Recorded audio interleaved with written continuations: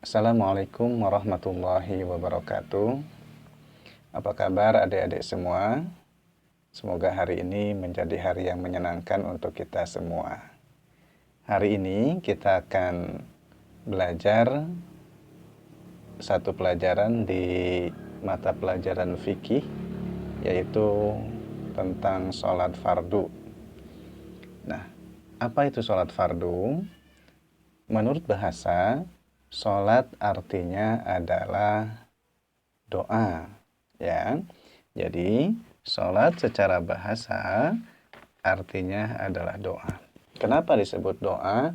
Karena memang seluruh rangkaian di dalam sholat itu adalah semuanya bernilai doa.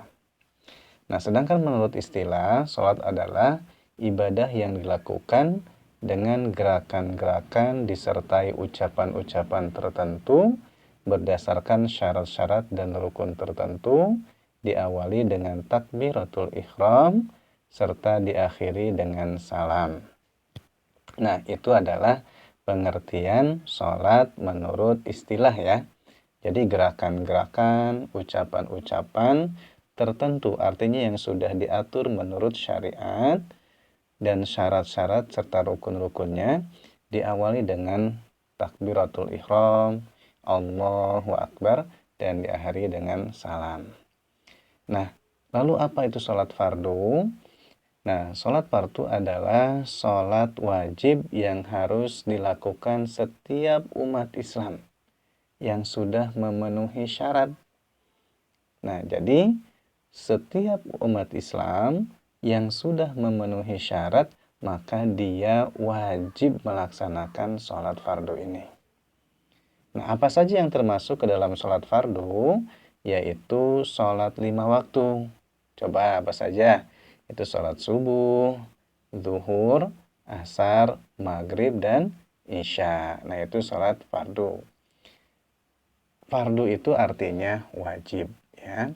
Jadi fardu itu artinya wajib. Jadi sholat fardu itu artinya sholat yang hukumnya wajib. Jadi ketika kita tidak melaksanakan sholat tersebut, maka kita akan berdosa. Lalu syarat wajib sholat. Apa sih yang dimaksud dengan syarat wajib sholat? Jadi yang dimaksud dengan syarat wajib sholat adalah syarat-syarat yang harus dipenuhi dan dimiliki oleh seseorang sehingga ia wajib melaksanakan sholat. Jadi, jika seseorang sudah memenuhi syarat-syarat tertentu, syarat-syarat ini misalkan, maka dia wajib melaksanakan sholat. Jadi ketika dia tidak melaksanakan, maka dia akan berdosa. Nah, apa saja yang termasuk dengan syarat wajib sholat?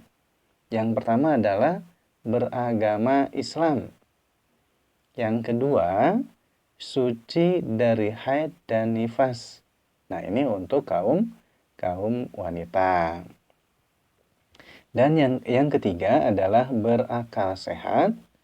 4, sudah baligh, artinya sudah dewasa, ya, bukan lagi anak kecil. Yang kelima, sudah sampai seruan sholat kepadanya. Nah, jadi orang tersebut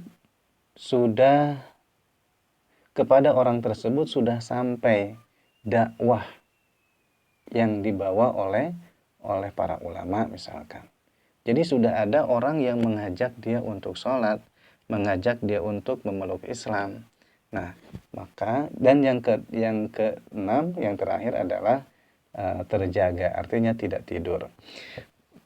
Artinya, adik-adik, jika seseorang sudah memenuhi syarat 6 ini, ya, syarat yang 6 ini, maka dia wajib melaksanakan sholat. Jika tidak melaksanakan sholat, maka dia akan berdosa. Jadi jika dia tidak melaksanakan sholat, maka dia akan berdosa. Nah, lalu ada lagi yang disebut dengan syarat sah sholat. Apa itu syarat sah sholat? Yaitu syarat yang harus dipenuhi seseorang agar sholatnya sah dan diterima. tadi ketika seseorang sudah wajib melaksanakan sholat, lalu kita harus berusaha.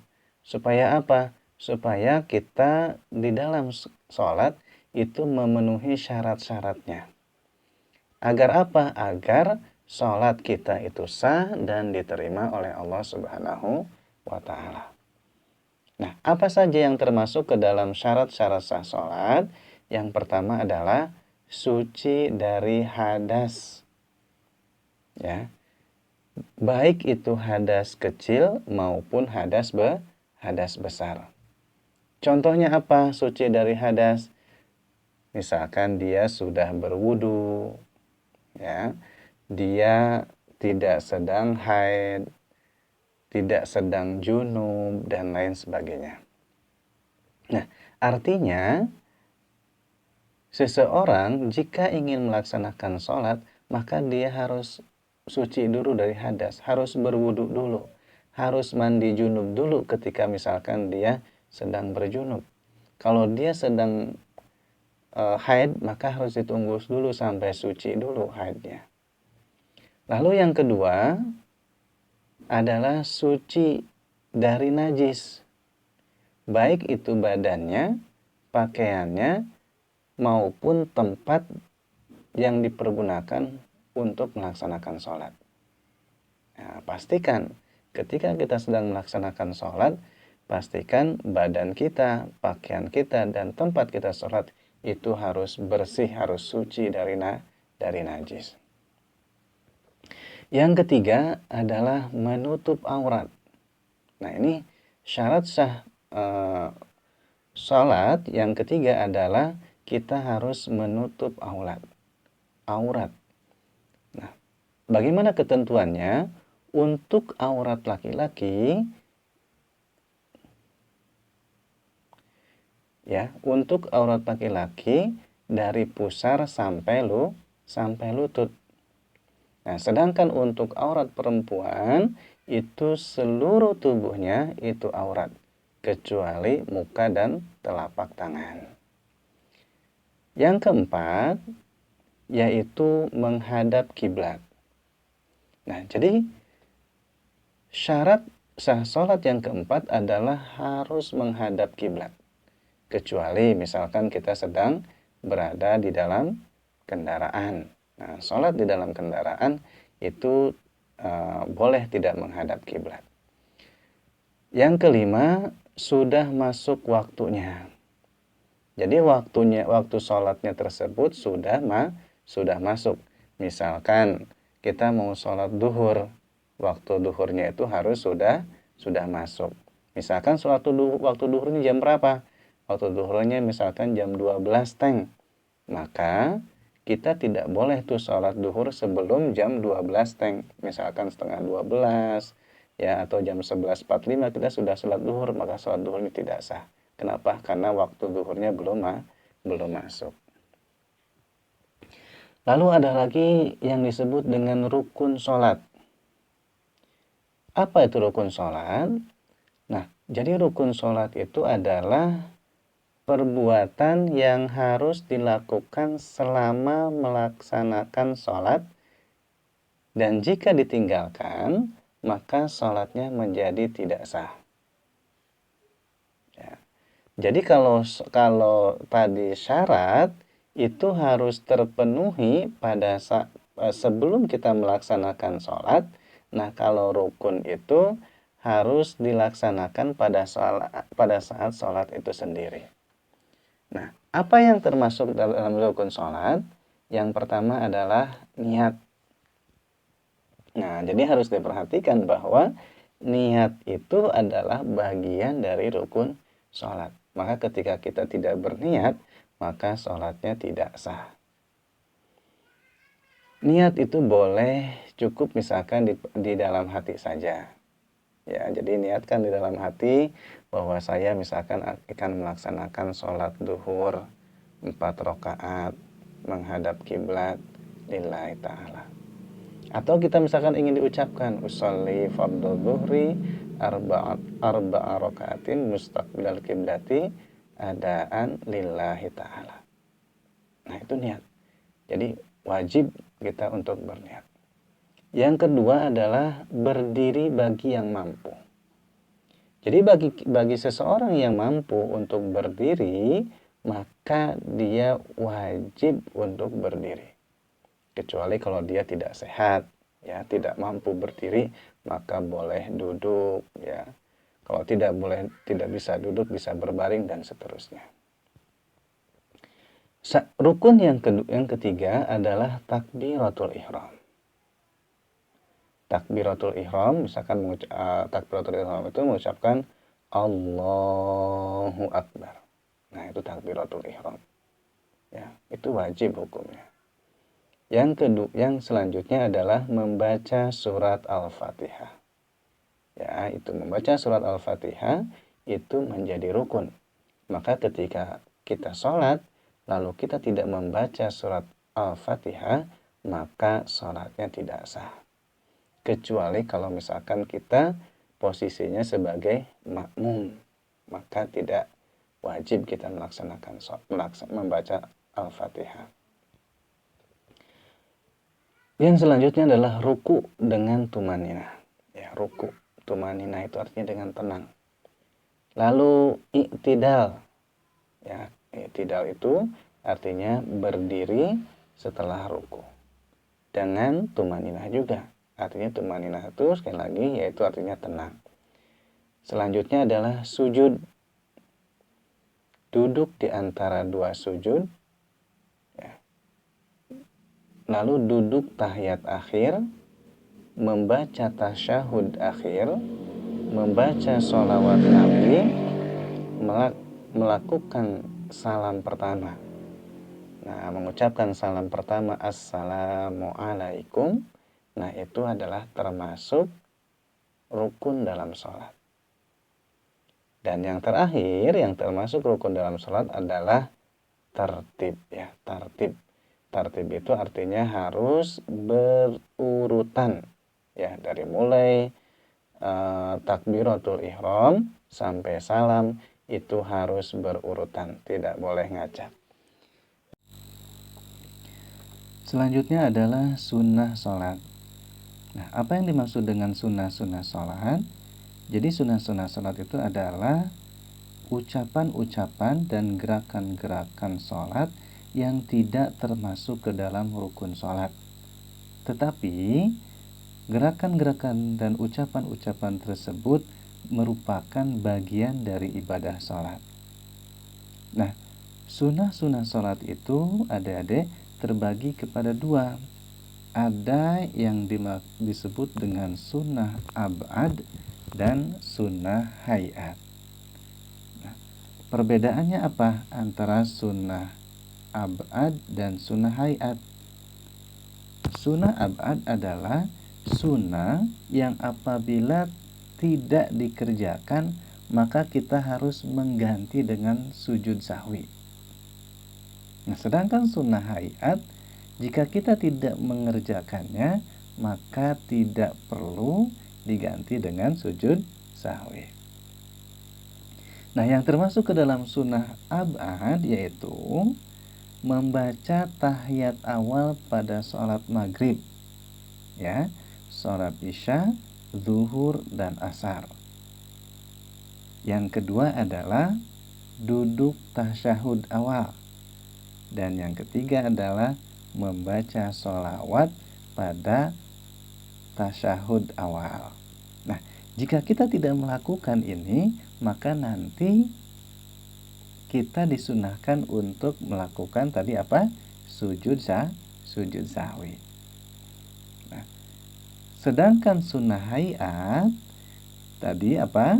Sunnah yang apabila tidak dikerjakan maka tidak perlu kita mengganti dengan sujud sahwi. Apa saja yang termasuk ke dalam sunnah hayat ini? Cukup banyak. Ya, ada 14. Yang pertama adalah mengangkat kedua tangan ketika takbiratul ihram. Ya, atau ketika ruku, ketika bangkit dari ruku dan bangkit dari tahiyat awal. Nah, sunnah itu kita mengangkat telapak tangan. Allahu Akbar sambil diangkat tangannya, telapak tangannya. Yang kedua, meletakkan tangan kanan di atas pergelangan tangan kiri, ya, pada saat berdiri. Ya. Yang ketiga, membaca doa iftitah. Allahu Akbar kabiro walhamdulillahi katsiro, dan seterusnya. Yang keempat, membaca amin sesudah membaca Al-Fatihah. Nah, itu sunnah, ya. Yang kelima, membaca ta'awudz sebelum membaca Al-Fatihah. A'udzu billahi minasyaitonir rajim. Nah, itu sunnah. Yang keenam, membaca surah atau ayat Al-Qur'an setelah membaca surat Al-Fatihah.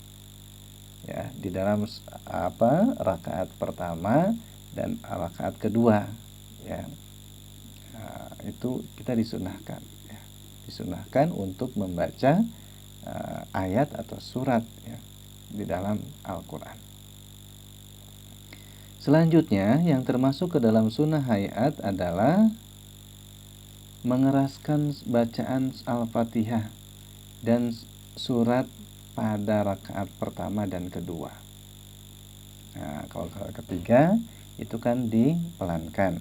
Nah, kalau rakaat pertama dan kedua kita disunahkan untuk mengeraskannya. Yang kedelapan, membaca takbir intiqal setiap pergantian gerakan sholat. Ya, misalkan bangun dari sujud, kita membaca takbir intiqal Allahu Akbar. Mau sujud, Allahu Akbar, dan seterusnya.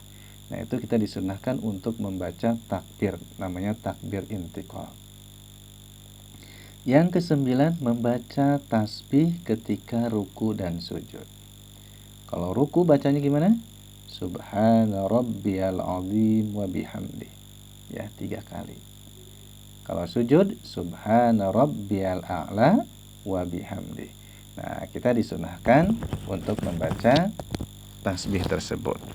Yang ke-10, meletakkan kedua telapak tangan di atas paha ketika duduk di antara dua sujud. Yang ke-11, tahiyat awal dan tahiyat akhir.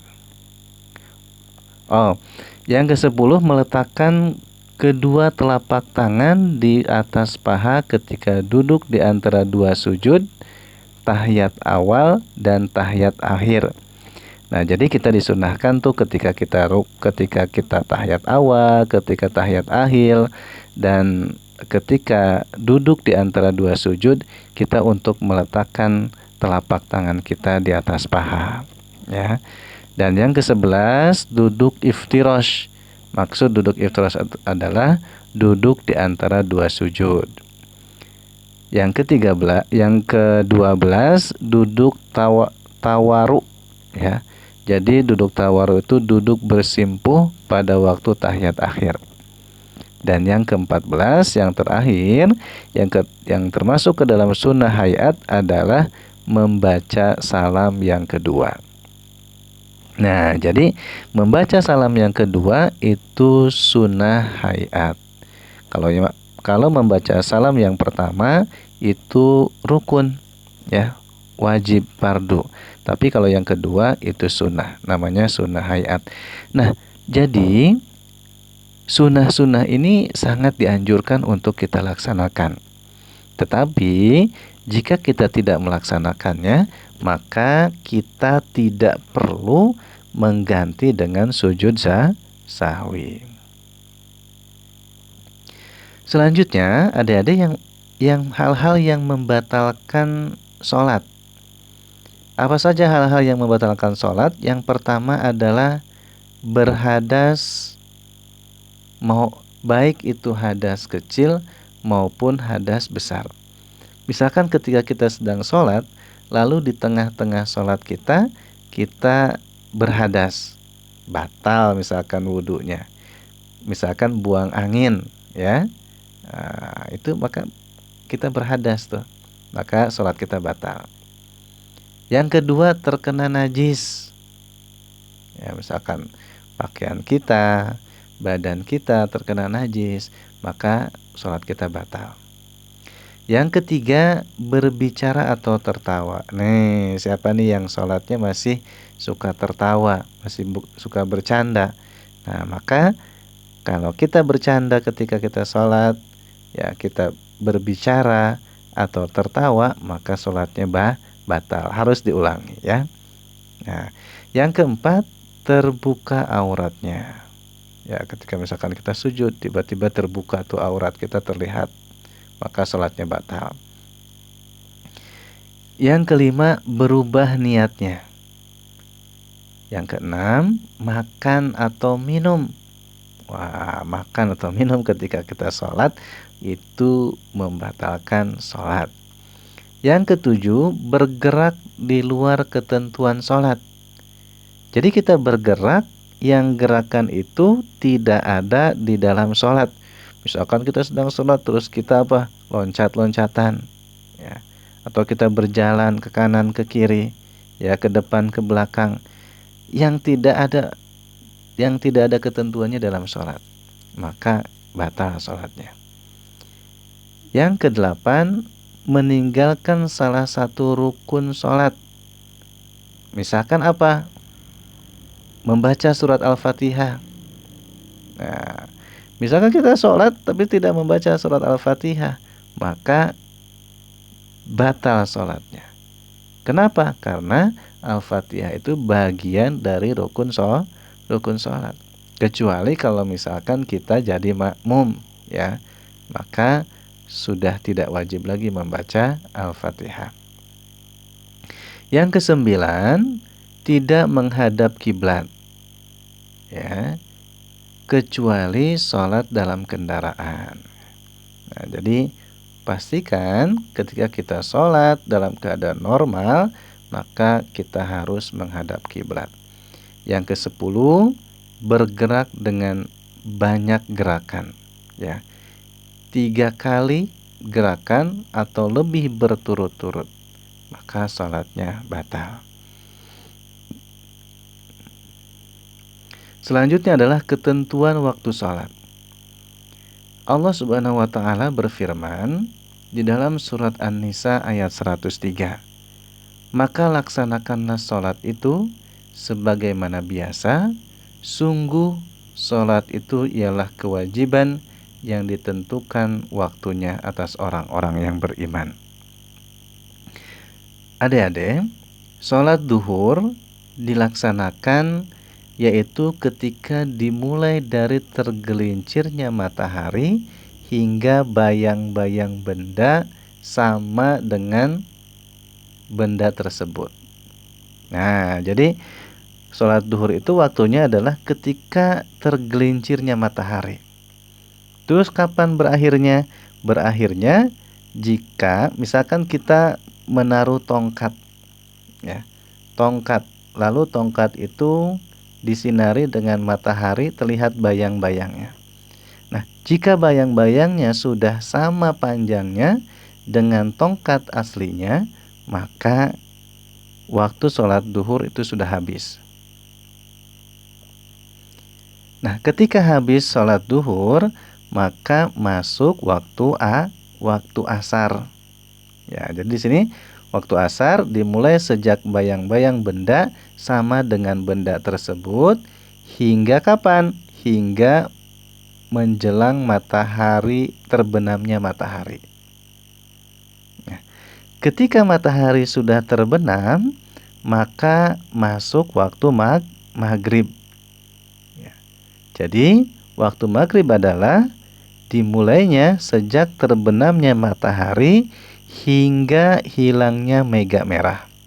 Nah, kalau adik-adik perhatikan, biasanya kalau waktu-waktu tertentu, misalkan cuacanya sedang bagus, maka akan terlihat mega merah tuh di atas di langit. Nah, nah, mega merah itu ketika sudah hilang, maka masuk waktu Isya. Nah, waktu Isya itu sampai kapan? Jadi waktu Isya itu dimulai dari sejak hilangnya mega merah hingga 2/3 malam. 2/3 malam berarti mendekati subuh, hampir subuh ya, ke subuh.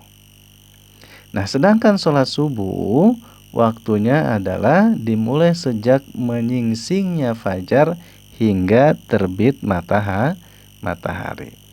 Nah, itu adalah ketentuan-ketentuan ketika kita melaksanakan sholat. Jadi sholat itu sudah diatur waktunya. Maka kita tidak boleh sholat sebelum waktunya. Nah, itu yang bisa kita pelajari untuk kesempatan ini untuk mata pelajaran fikih kelas 7 MTS ya. Nah, semoga bermanfaat. Nanti kita akan lanjutkan untuk materi-materi yang lainnya. Terima kasih. Assalamualaikum warahmatullahi wabarakatuh.